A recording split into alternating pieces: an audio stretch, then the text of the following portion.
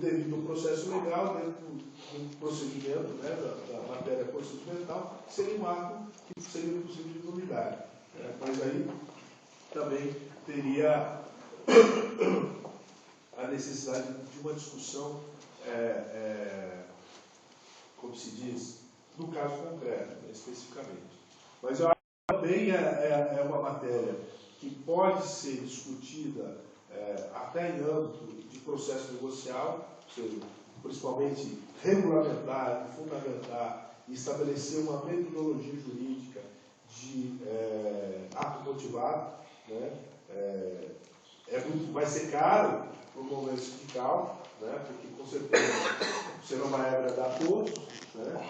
Eu vou dizer que você está, principalmente no ambiente desse, que você está se atrelando ao patrão que quer governo, enfim.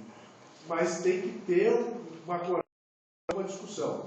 O que não pode deixar nesse vazio do que é um ato motivado, porque senão nós vamos nos perder, ou seja, uma conquista que se deu no âmbito do Supremo pode se tornar um grande prejuízo para os trabalhadores. Né?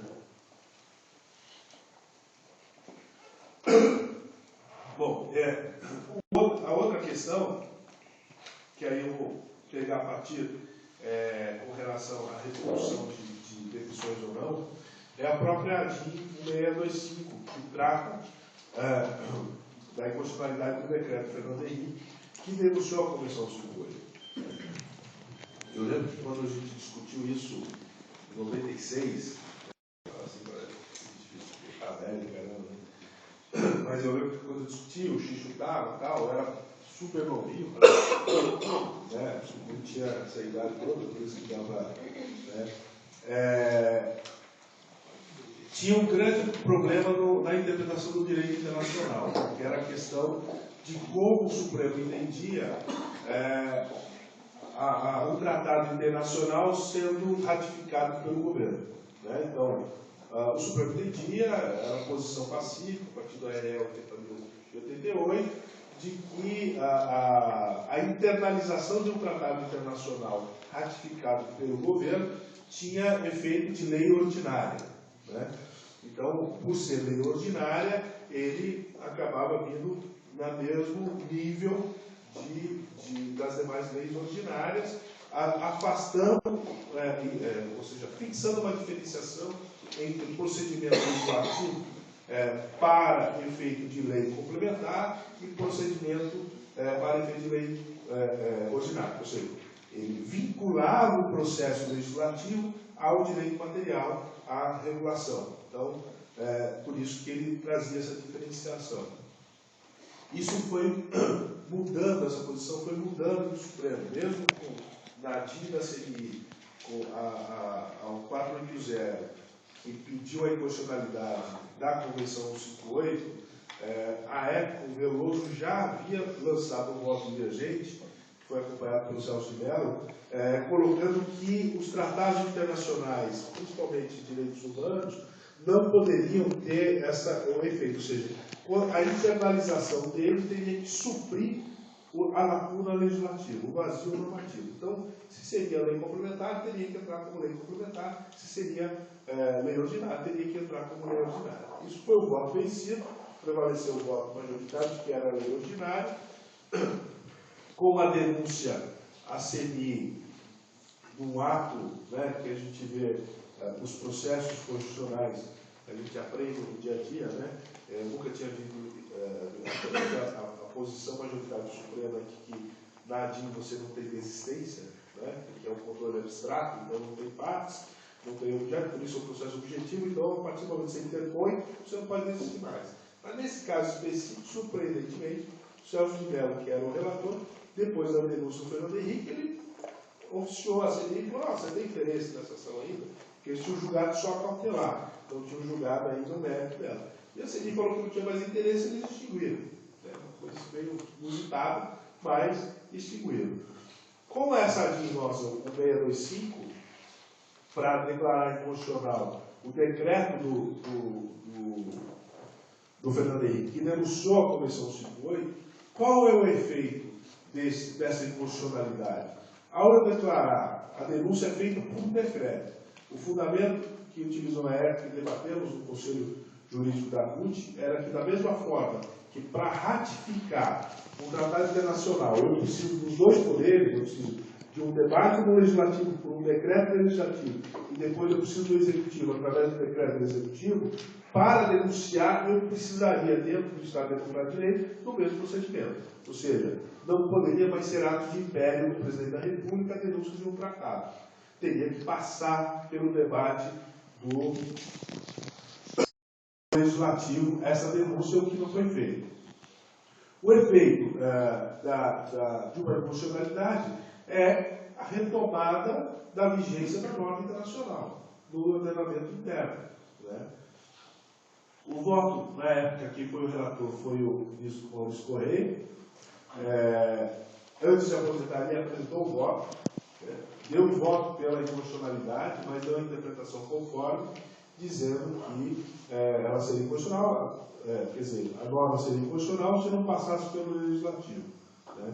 Acompanhou esse voto o Aires Brito, depois o Nelson Jobim pediu vista, depois de vários anos, ele trouxe o processo de volta, julgando improcedente a ação, dizendo que não era inconstitucional o decreto, reafirmando a posição do presidente da República de denunciar. Pediu vista o ministro, então, Joaquim Barbosa, e que ele trouxe o voto que é um paradigma hoje para o direito internacional, né? Gostemos dele ou não. Né? Que ele traz duas conceituações no voto dele que são importantes para nós. Uma, ele reafirma que os tratados da OIT são tratados de direitos humanos. Né? Então ele vem reafirmar isso, que havia ainda uma discussão, muito embora o Cansado defendesse isso, alguns outros internacionalistas, mas no direito brasileiro havia uma reticência sobre isso. Então ele reafirma que os tratados da OIT, por essência, por natureza, são de direitos humanos. E vem reafirmar também a inconstitucionalidade do decreto, dizendo que realmente precisa ter estes dois parâmetros, né? Ou seja, dentro do Estado Democrático de Direito, tem que ter o legislativo. E ele vai além, ele não vai à interpretação conforme, ele declara inconstitucional o decreto. Declara inconstitucional o decreto, né? E restabelece, a partir dali, a norma internacional. Né? A Ellen Grace pediu vista a partir do voto dele, aposentou, não trouxe voto vista e, surpreendentemente, até hoje não tem outro relator. Então está designado, o relator está parado, está no limbo. Tá, né? E, numa discussão que eu tive há 3 anos atrás, 4 anos atrás, a Ellen ainda estava no Supremo, pela Confederação dos Metalúrgicos, nós fizemos uma costura.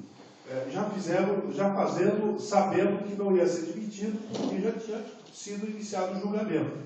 Mas a finalidade era forçar, mexer o processo, né? Fazer com que o processo andasse. Né? E fomos conversar com ela, e na época ela se sinalizou até que ia ter um voto muito parecido com o Joaquim Barbosa, mas acabou aposentando.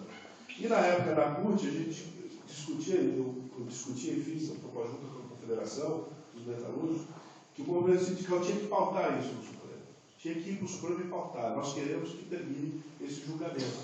Essa ação é de 96. Vocês estão julgando o processo dizendo que o Supremo é sério até agora. Julgando o processo, publicando em 6 meses, julgando rapidinho os processos. Queremos essa pauta nossa. Por quê?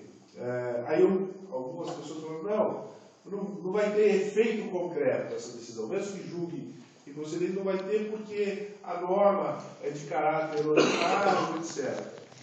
Aí que retomam as novas posições do Supremo. Com a questão do depositário infiel, o Supremo afastou a prisão por aplicação do Tratado de São José da Costa Rica, já ouviram isso, já viram, já leram, se acordam, ele traz uma nova natureza para aqueles tratados, que é interessante que o debate que se faz com relação a isso, você vê como alguns determinados interesses são vamos dizer assim, flexionados, né, vamos usar essa expressão, de acordo com os interesses. Né? O próprio Gilmar Mendes propõe que os tratados, a partir da emenda 45, que esses tratados tenham natureza constitucional. Ele forma essa convicção, ele faz um voto nesse sentido. Né? Que os tratados, a partir da emenda 45, como ele estabeleceu o quórum, ou seja, os tratados ratificados anteriormente à emenda 45, se for de direitos humanos, tem status imediatamente constitucional. Né? E o Celso Melo foi contrário. Disse que não poderia, porque senão ele estaria sobrepondo a interpretação ao próprio texto da Constituição, que reafirmou com a emenda 45 que teria que ter um quórum qualificado, ou seja, remetendo à questão do processo legislativo. Mas entendeu que é matéria supralegal. Então, os tratados de direitos humanos que foram ratificados anteriormente à Convenção à emenda 45 têm natureza supralegal. Os direitos humanos têm natureza supralegal. Após a emenda 45, vai ter que passar por aquele quórum que vai colocar. E aí, em alguns outros julgamentos, eles vieram flexibilizaram a interpretação do processo legislativo. E falaram, olha, se é norma supralegal, ela vai vir para estabelecer um vazio legislativo. Então, se a lei exige lei complementar, o tratado é interpretado como lei complementar. Porque uma coisa é o processo legislativo, outra coisa é a sua aplicação. Né? Então, hoje, por exemplo, vamos falar, mas o artigo 7º do inciso 1º da Constituição exige lei complementar para regulamentar a demissão imotivada. Então, significa que, com a vigência da Convenção 58, por ser, entre aspas, lei ordinária, não faria efeito do artigo 7º. Não, agora ela tem efeito de lei complementar, sim. Então, se julgar improcedente esse decreto, manter a procedência da DIN, o restabelecimento da Convenção 58 vai vir como forma de regulamentação do inciso 1º do artigo 7º, o que já nos favorece em grande parte da nossa pauta, tanto para demissão coletiva, tanto para demissão de ato motivado, né, como para outras questões administrativas, como proteção à demissão de ato sindical, né, etc., que acaba... Exatamente, todas as formas de demissões discriminatórias, que a Convenção 58 traz uma inversão do ônus da prova, que nos é caro isso. Como é que eu vou comprovar a discriminação, né? Demissão de greve? Como é que eu vou comprovar que foi demitido porque estava fazendo greve? Né? Então, isso traz uma inversão do ônus da prova. O empregador vai ter que provar que não demitiu porque estava. A presunção é o fato verdadeiro da inicial. Né? Então, isso tudo traz. Agora, o que nós precisamos? Pautar o Supremo. Né? Eu tinha solicitado, sugerir ao Carlão, foi conversando na CUT, mas eu achei que vamos fazer a CUT, fazer uma pauta com o Joaquim Barbosa. E falar, olha aqui, ó, essa aqui você já deu o voto, está favorável, está desde 96 no Supremo, bota esse negócio para votar. Né? Hoje nós temos uma composição melhor, mesmo que o Celso Melo vote contrário, que eu não acredito, que o Gilmar vote contrário, que eu acredito, mas nós temos o Teori, que tem posições do direito internacional dentro do STJ muito favorável a nós, temos a Rosa que está lá, que vai certamente, a não ser que a decepção aumente, mas, enfim, mas a princípio tem uma linha de conduta, né, jurídica nesse sentido. Nós agora tem posições nesse sentido também. Então, mesmo o Marco Aurélio, que eu acho que não também, mas que viesse a falar o contrário, mas nós temos posições, quer dizer, aliás, o Barroso, a Rosa, eles não votam. O Barroso e a Rosa não votam, nem o Teori, porque os outros já votaram, né? Que já votaram favorável. Né? Então, mesmo que votar desfavorável, a chance é a gente ganhar, mesmo que com maioria. Né? Então, assim, pautar essas questões, né? Exigir que ele paute, mas ele não vai colocar, bom, aí eu tenho um argumento para falar mal dele. Entendeu? Aí eu posso ir para a rua e falar, esse cara é um bandidinho, está ali para servir, né, ao capital, né, tem concepção própria, né, tá aí o resultado que ele está fazendo, etc. Agora, enquanto eu não fizer isso, também eu vou falar mal muito em abstrato, né, muito na minha eu acho que ele não vai pontuar isso. Eu acho que ele não vai fazer porque ele é sacana. Né? Que ele é sacana, todo mundo sabe. Então nós temos que pegar mais prova e demonstrar que ele é. Né? Então, eu acho que esse é o ponto que nós precisamos fazer, que acaba, de certa forma, protegendo a relação individual toda a partir de um ato político. Né? Das centrais, dessas movimentações. Então, algumas pautas, ao invés de buscar, não, eu vou pedir a ratificação do Congresso. Não vai sair ratificação da Convenção 58 do Congresso. Né? A ratificação da Convenção 58, em 94, 93, 94, foi por acaso, entendeu? O Parlamento não sabia a consequência da ratificação da Convenção 58. O Itamar, quando ratificou, não sabia a consequência da ratificação dela, tá certo? Soube depois, né? Então, assim, nosso parlamento não vai, tanto que a própria Comissão de Constituição e Justiça julgou inconstitucional, né? A Convenção 58, ali interna. Quer dizer, o que nós temos que fazer? Aproveitar o que nós temos aqui para pautar e fazer a nossa pauta. Né? Eu acho que é isso que está faltando um pouco. Quando a gente fala das manifestações de rua, elas deram certo porque elas foram a partir de uma pauta que eles fizeram. Se eu concordo ou não, é outro diálogo, é outro, né, se é legítimo ou não é legítimo, é um outro debate. Agora, que eles pautaram o problema que eles quiseram na rua, eles pautaram. E eles fizeram solucionar. Né? Da melhor forma ou não, mas fizeram solucionar. E que eu acho que é o que está faltando um pouco isso. Né? Eu posso acreditar no ativismo judicial no momento em que o parlamento se nega ou se omite, mas eu não posso acreditar de que o ativismo judicial vai ser a solução do meu problema. Né? Que aquelas pessoas que estão ali julgando não têm concepções ou preconcepções políticas, né, dentro de uma interpretação do direito. O direito e política se diferencia. Se eu pensar isso, cada vez mais eu estou me afastando da própria proteção que eu quero fazer, que é garantir os direitos fundamentais. Né? Então, eu acho que esse que é um ponto fundamental. Né?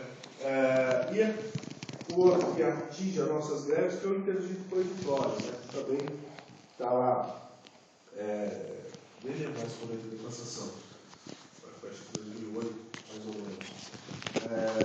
É uma DPF que a gente discute, na realidade, não é competência, né?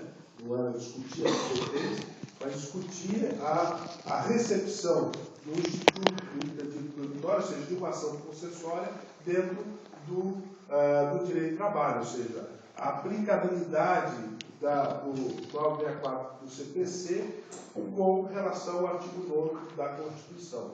Então, esse é o debate que se faz. Então, não quero discutir se é competência do trabalho ou do porque a gente já está vendo que a própria justiça do trabalho também consegue interdito proibitório da mesma forma, ou às vezes até mais forte, né, do que a justiça comum. Né? Mas dizendo, esse instituto não se atinge nesse caso de greve, porque a greve não tem a finalidade de esbulho possessório. A greve não tem a finalidade de turbar essa posse, de adquirir, de tomar para si a empresa. Né? E mesmo que tivesse essas questões, nós temos uma lei própria que define, inclusive, a ocupação.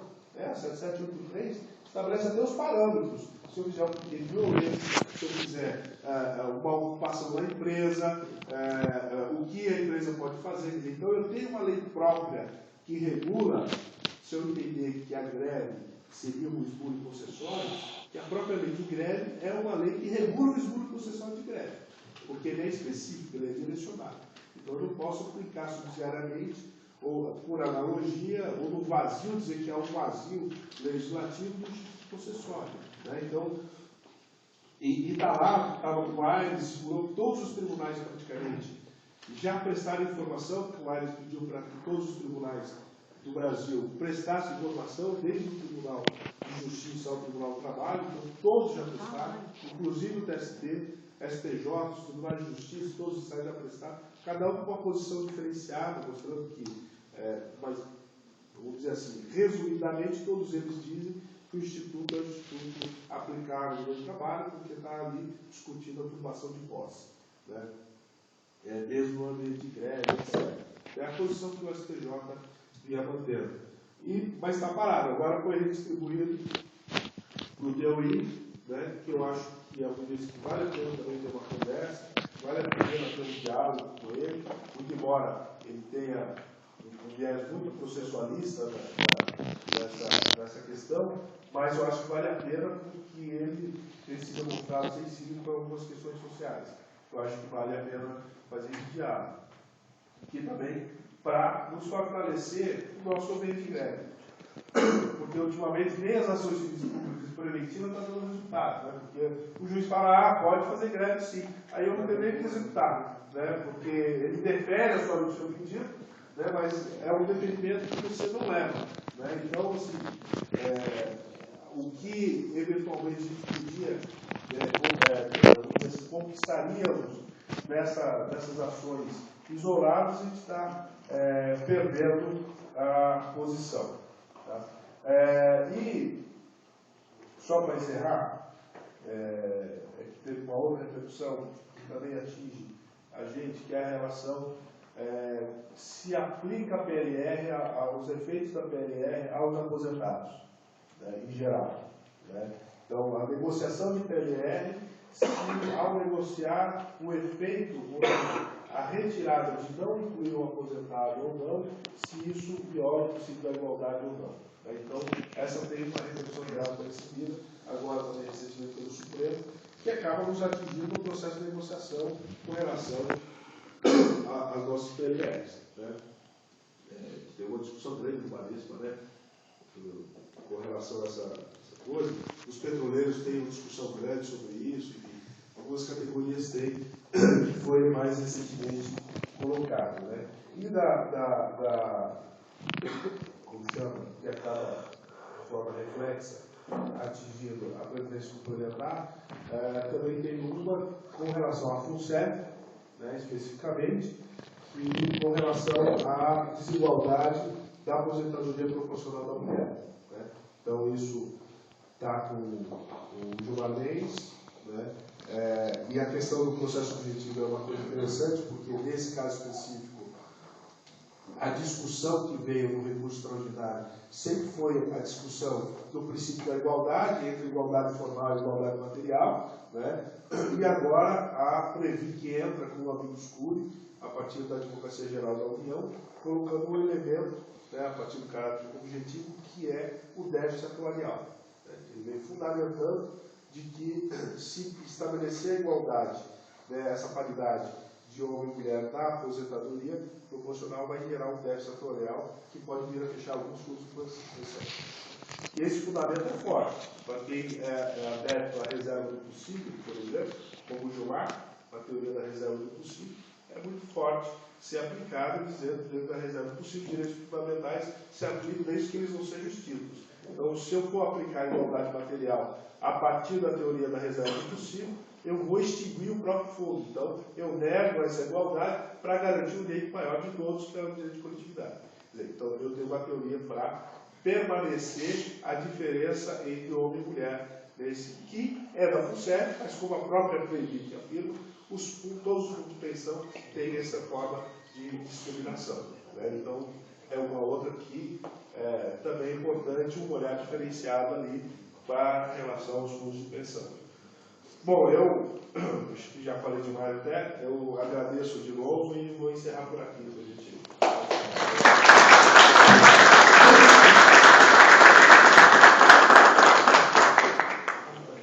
Abre as inscrições aí.